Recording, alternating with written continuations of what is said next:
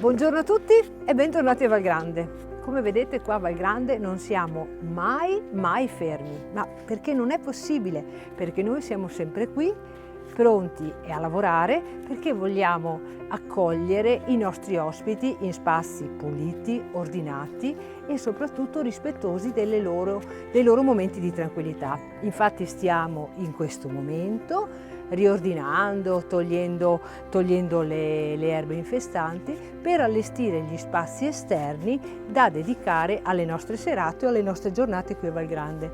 Infatti vi ricordo che anche il 2 giugno, giornata di festa, noi saremo aperti sia a mezzogiorno che alla sera per cena, come d'altra parte tutti gli altri giorni di questa settimana.